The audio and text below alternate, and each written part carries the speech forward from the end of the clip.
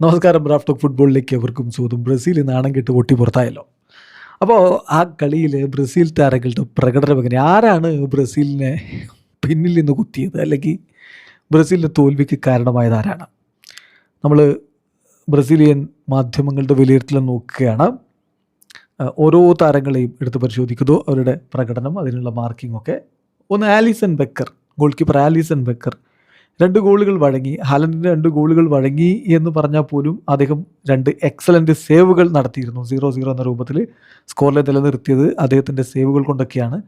So മോശമല്ലാത്തൊരു പ്രകടനമാണ് Alison നടത്തിയത്. 6.5 ആണ് അദ്ദേഹത്തിൻ്റെ റേറ്റിംഗ്. പുറകിൽ നിന്ന് കുത്തിയവരിൽ പ്രധാനപ്പെട്ടയാൾ ഡാനിലോ ആണ്. പല ഘട്ടങ്ങളിലും അനാവശ്യമായിട്ട് ബോൾ പോസ്റ്റ് നഷ്ടപ്പെടുത്തുകയും എതിരാളികൾക്ക് മികച്ച രൂപത്തിൽ കയറിപ്പോകാനുള്ള അവസരമൊക്കെ ഉണ്ടാക്കിയിട്ടുണ്ട്. Inefficient in attack. അതുപോലെ തന്നെ ഡിഫെൻസീവ്ലിയും അദ്ദേഹം വളരെ മോശമായിട്ടുള്ള പെർഫോമൻസാണ് നടത്തിയത്. തീർച്ചയായിട്ടും ഇങ്ങനെയുള്ളൊരു താരത്തെ വെച്ചുകൊണ്ട് മുന്നോട്ട് എങ്ങനെ ബ്രസീൽ പോകുമെന്നതൊരു ചോദ്യം തന്നെയായിരുന്നു. 4.5 അദ്ദേഹത്തിന് കൊടുത്തിരിക്കുന്ന റേറ്റിംഗ്. അദ്ദേഹത്തിൻ്റെ ക്ലബിൽ പോലും അദ്ദേഹം ഒരു സ്റ്റാർട്ടറല്ല എന്ന കാര്യം നോക്കണം. അങ്ങനെയുള്ള ഒരാളെ വെച്ച് ബ്രസീലിനെ കളിക്കേണ്ടി വന്നു. അത് പറഞ്ഞു വരുമ്പോൾ ഇപ്പോൾ കുറേ ന്യായീകരണങ്ങളൊക്കെ പലർക്കും പറയാം. വെസ്ലി പരിക്കേറ്റ് പുറത്തു പോയതുകൊണ്ടാണ് അവിടെ കളിപ്പിക്കേണ്ടി വന്നത്. സംഗതിയൊക്കെ ശരിയാണ്, പക്ഷേ അതൊന്നുമല്ലല്ലോ ഇതിനുള്ളൊരു മറുപടിയും ന്യായീകരണവും. അടുത്ത മാർക്കിന്യോസിൻ്റെ കാര്യത്തിൽ ഹാലൻഡ് വല്ലാതെ ബുദ്ധിമുട്ടിച്ചിട്ടില്ല മാർക്കിന്യോസിനെ എന്ന് പറയാം. പക്ഷേ വേണ്ട വിധത്തിൽ ടീമിനെ നയിക്കാൻ, ക്യാപ്റ്റൻ എന്ന രൂപത്തിൽ ഒരു സ്റ്റാൻഡ് ഔട്ട് പെർഫോമൻസ് നടത്തി ടീമിനെ നയിക്കാൻ അദ്ദേഹത്തിന് പറ്റിയിട്ടില്ല. പിന്നെ ദേശീയ ടീമിൽ നിന്ന് മിക്കവാറും ഈ വേൾഡ് കപ്പോടുകൂടി ഗുഡ് ബൈ പറയേണ്ട ഒരാളായിട്ടാണ് അദ്ദേഹത്തെ ബ്രസീലിയൻ മാധ്യമങ്ങൾ കാണുന്നത്. 10-5 അദ്ദേഹത്തിന് റേറ്റിംഗ് കൊടുത്തിരിക്കുന്നത്. ഗബ്രിയൽ മെഗല്ലസിന് ഒരേ ഒരു ജോബേ ഉണ്ടായിരുന്നുള്ളൂ: ഹാലൻഡിനെ ഷൂട്ടിങ്ങിൽ നിന്ന് തടയുക, ഗോളടിക്കുന്നത് തടയുക. കംപ്ലീറ്റ്ലി ഔട്ട് പ്ലേ ചെയ്തിട്ടുണ്ട് ഹാലൻഡ് ആ 2 ഗോളുകളിലും ഗബ്രിയൽ മെഗല്ലസിനെ. സോ ബ്രസീലിൻ്റെ തോൽവിക്ക് കാരണമായത് അദ്ദേഹത്തിൻ്റെ ഒരു ലാക്ക് ഓഫ് കോൺസെൻട്രേഷൻ. ആ ഹെഡറൊക്കെ വരുന്ന സമയത്തൊക്കെ ഹാലൻഡിനെ തടയണമായിരുന്നു, അതിന് കഴിയാതെ പോയി. സോ ഗബ്രിയൽ മെഗല്ലസ് ബ്രസീലിൻ്റെ തോൽവിക്ക് കാരണക്കാരനായിട്ട് ചൂണ്ടിക്കാണിക്കുന്ന ഒരാൾ ഗബ്രിയൽ മെഗല്ലസ് ആണ്. 10-4 അദ്ദേഹത്തിന് ബ്രസീലിയൻ മീഡിയ കൊടുക്കുന്ന റേറ്റിംഗ്. ഡഗ്ലസ് സാൻഡോസ് ഒരു പക്ഷേ മോശമല്ലാത്ത രൂപത്തിൽ ഈ വേൾഡ് കപ്പിൽ കളിച്ചിട്ടുള്ള ഒരാളാണ് ഡഗ്ലസ് സാൻഡോസ്. സോ മോശമല്ലാത്ത രൂപത്തിൽ തന്നെ കളിച്ചിട്ടുണ്ട്.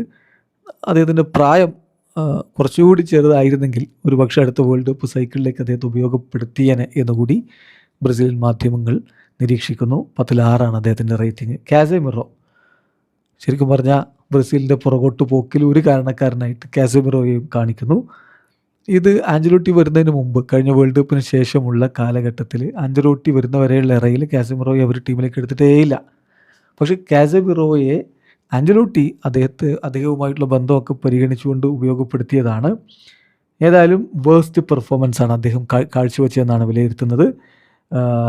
ഏതായാലും ഗോൾ അടിക്കാനുള്ള അവസരങ്ങളും ഈ മത്സരത്തിൽ ഉണ്ടായിരുന്നു കാസമിറോക്ക്, അതുപോലും ഉപയോഗപ്പെടുത്താൻ പറ്റിയില്ല. ഇൻസൈഡ് ദ ഏരിയയിൽ നിന്നുള്ള ഷോട്ട് അദ്ദേഹം നഷ്ടപ്പെടുത്തി.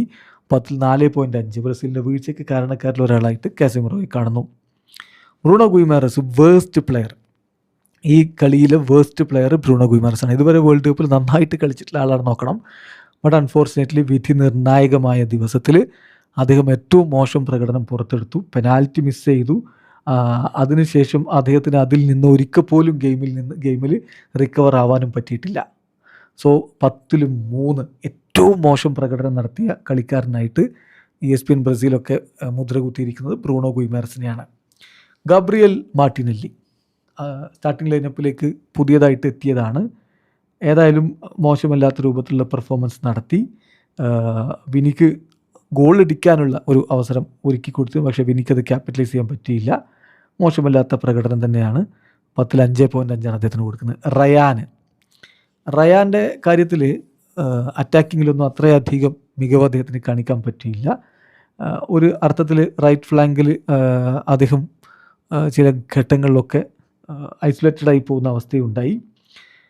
അദ്ദേഹത്തിൽ നിന്ന് ഒരു ഡേഞ്ചറായിട്ടുള്ളൊരു നീക്കം വന്നെന്ന് പറഞ്ഞാൽ സെക്കൻഡ് ഹാഫിൽ വന്നിട്ടുള്ളൊരു ഷോട്ട് മാത്രമാണ്. 10-5.5 റേറ്റിംഗ്. മാത്യൂസ് കുഞ്ഞ റിമാർക്കബിൾ ആയിട്ടുള്ള പെർഫോമൻസാണ് അദ്ദേഹത്തിന് വേൾഡ് കപ്പിൽ വന്നിട്ടുള്ളതെങ്കിലും ഈ ഒരു മത്സരത്തിൽ അത്രത്തോളം മികവുണ്ട് എന്ന് പറയാൻ പറ്റില്ല. പക്ഷെ അദ്ദേഹമാണ് 13ാമത്തെ മിനിറ്റിൽ ബ്രൂണോ ഗുയിമറസ് മിസ് ചെയ്ത ആ പെനാൽറ്റി ഉണ്ടാക്കിയെടുത്തത്. ആദ്യം സബ്സ്റ്റിറ്റ്യൂട്ട് ചെയ്യപ്പെട്ടതും അദ്ദേഹത്തെ ആയിരുന്നു എന്ന കാര്യം നോക്കുക. 10ൽ 5.5 അദ്ദേഹത്തിന് റേറ്റിംഗ്. വിനി ജൂനിയറെ സംബന്ധിച്ചിടത്തോളം ഈ വേൾഡ് കപ്പിൽ ഇതുവരെ മികച്ച പ്രകടനം നടത്തിയിട്ടുള്ള ഒരു താരം. അദ്ദേഹത്തിൻ്റെ ഏറ്റവും വേഴ്സ്റ്റ് ഗെയിം ഈ കളിയിൽ കളിച്ചു എന്ന് പറയേണ്ടി വരും. ഗെയിം ചേഞ്ചിങ് ഫാക്ടർ അദ്ദേഹത്തിൽ നിന്നാണ് വരേണ്ടിയിരുന്നത്. ബട്ട് അദ്ദേഹത്തിന് നല്ല രൂപത്തിലൊരു പെർഫോമൻസ് നടത്താൻ പറ്റിയില്ല. നല്ലൊരു പാസ് എൻട്രിക്കിന് കൊടുത്തിട്ടുണ്ടായിരുന്നു. അതൊരു കിടിലൻ പാസ്സായിരുന്നു. പക്ഷേ എൻട്രിക്കിന് അത് ഫിനിഷ് ചെയ്യാനും പറ്റിയില്ല. അത് അദ്ദേഹം വേസ്റ്റ് ചെയ്തു. എൻട്രിക്ക് വന്ന പാടെയാണ് സംഭവിക്കുന്നത്. 4.5 ബ്രസീലിൻ്റെ വീഴ്ചയ്ക്ക് കാരണം അദ്ദേഹം കൂടിയാണ്. എൻട്രിക്ക് സബ്സ്റ്റിറ്റ്യൂട്ടായിട്ട് വന്നിട്ട് കിടിലൻ അവസരങ്ങൾ കിട്ടി. വന്ന ഉടനെ ഇമ്മീഡിയറ്റ്ലി ചാൻസ് കിട്ടി ബ്രസീലിന് മുന്നിലെത്തിക്കാൻ. പക്ഷേ അത് അദ്ദേഹത്തിൻ്റെ ലെവലിലുള്ളൊരു സ്ട്രൈക്കർ ഒരിക്കലും മിസ് ചെയ്യാൻ പാടില്ലാത്ത ഒന്നാണ്. അത് മിസ് ചെയ്തു. അത് ഒരിക്കലും അഫോർഡ് ചെയ്യാൻ പറ്റുമായിരുന്നില്ല ബ്രസീലിന്. സോ വേൾഡ് കപ്പിനെ ബ്രസീലിനെ താഴേക്ക് വലിച്ചതിൽ ഒരു കാരണക്കാരനായിട്ട് എൻട്രിക്ക് കൂടി മാറുന്നു. സോ അദ്ദേഹം ഏറ്റവും മികച്ച രൂപത്തിൽ പെർഫോം ചെയ്തു ഭാവിയിലേക്കുള്ള ബ്രസീലിൻ്റെ അസറ്റായി മാറേണ്ടിയിരുന്ന ഒരാൾ നിരാശപ്പെടുത്തി എന്നുള്ളത് കൊണ്ട് ബ്രസീലിയൻ മാധ്യമങ്ങൾ അദ്ദേഹത്തിന് കൊടുക്കുന്ന റേറ്റിംഗ് 3.5 ആണ്. കാരണം അങ്ങനെയുള്ള അവസരങ്ങൾ ഉണ്ടായിരുന്നു എൻട്രിക്കിന്. വന്ന പാടെ കിട്ടിയ അവസരമൊക്കെ ഗോൾ കീപ്പറുമായിട്ട് ഒന്നോണ്ട് എന്നിട്ട് അത് പുറത്തേക്ക് അടിച്ചു കളഞ്ഞു. ഡാനിലോ സാൻഡോസ് ഈ പറഞ്ഞ പോലെ സബ്സ്റ്റിറ്റ്യൂട്ട് റോൾ വന്നതാണ്. തീർച്ചയായിട്ടും ഒരു പക്ഷേ സ്റ്റാർട്ടിംഗ് ലൈനപ്പിൽ അദ്ദേഹം വരണമായിരുന്നു ഗബ്രിയൽ മാർട്ടിനലിക്ക് പകരം എന്ന് വിശ്വസിക്കുന്നവരുണ്ട്.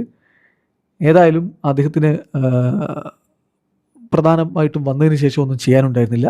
4.5 റേറ്റിംഗ്. നെയ്മർ ജൂനിയർ അദ്ദേഹത്തിൻ്റെ വേൾഡ് കപ്പ് ഫെയർവെല്ലാണ് മെലങ്കലിക്കായിട്ട് അദ്ദേഹം നടത്തിയിട്ടുണ്ടെന്ന് വേണമെങ്കിൽ പറയേണ്ടി വരും. 30 മിനിറ്റ് അദ്ദേഹം കളിച്ചു. അതിൽ വലിയ രൂപത്തിലുള്ള പ്ലേ മേക്കിംഗ് ഒന്നും നടത്തിയെന്ന് പറയാനില്ല. പക്ഷേ പെനാൽറ്റി അതെങ്ങനെ എടുക്കണം എന്ന് ബ്രൂണോ ഗുയിമറസിനും മറ്റ് ബ്രസീലിയൻ താരങ്ങൾക്കും ഒക്കെ ഒരു ടിപ്പിക്കൽ ക്ലാസ്സാണ് അദ്ദേഹം കൊടുത്തത്. അങ്ങനെ എടുക്കണം. ഗോൾ കീപ്പർ പ്രൊവോക്ക് ചെയ്തിട്ടും തിരിച്ച് ഗോൾ കീപ്പറേയും പ്രൊവോക്ക് ചെയ്തിട്ട് അനായാസമായിട്ട് അദ്ദേഹം പന്ത് വലയിലേക്ക് എത്തിച്ചു. അദ്ദേഹത്തിന് 5.5 റേറ്റിംഗ് കൊടുക്കുന്നു. എഡേഴ്സൺ ബ്രൂണോ ഗുയിമറസിന് പകരം വന്നു. പക്ഷേ ഓൾമോസ്റ്റ് അൺനോട്ടീസ്ഡ് ആണ്. No rating. അപ്പോൾ ഇതാണ് അവസ്ഥ. ബ്രസീലിനെ സംബന്ധിച്ചിടത്തോളം പുറകോട്ട് വലിച്ച താരങ്ങൾ, വീഴ്ചയ്ക്ക് കാരണക്കാരായിട്ടുള്ള താരങ്ങൾ ആരൊക്കെയാണെന്ന് ചോദിച്ചാൽ പ്രത്യേകിച്ച് സംശയമൊന്നുമില്ല. ഒന്ന് ഡാനിലോ, മറ്റൊന്ന് ഗബ്രിയൽ മെഗല്ലസ്, പിന്നെ കാസമിറോ, അതുപോലെ ഏറ്റവും വേസ്റ്റ് പെർഫോമൻസ് ബ്രൂണോ ഗുയിമറസ്, പിന്നെ സബ്സ്റ്റിറ്റ്യൂട്ടായിട്ട് വന്നിട്ട് കാര്യങ്ങൾ ചെയ്യാനുള്ള അവസരം കിട്ടിയിട്ട് അത് ചെയ്യാൻ പറ്റാതെ പോയ എൻട്രിക്ക്, വിനി ജൂനിയർ ഒരു എക്സ് ഫാക്ടർ ആകേണ്ടിരുന്ന താരം മങ്ങിപ്പോയത്. ഈ 5-6 താരങ്ങളുടെ മോശം പ്രകടനം മതിയായിരുന്നു ബ്രസീലിന് പുറത്തേക്ക് പോകാൻ. വീഡിയോ അവസാനിക്കുന്ന ഫുട്ബോൾ ലോകത്തെ കൂടുതൽ വിശേഷങ്ങളുമായി റഫ്റ്റോക്സ് എഴുതാം.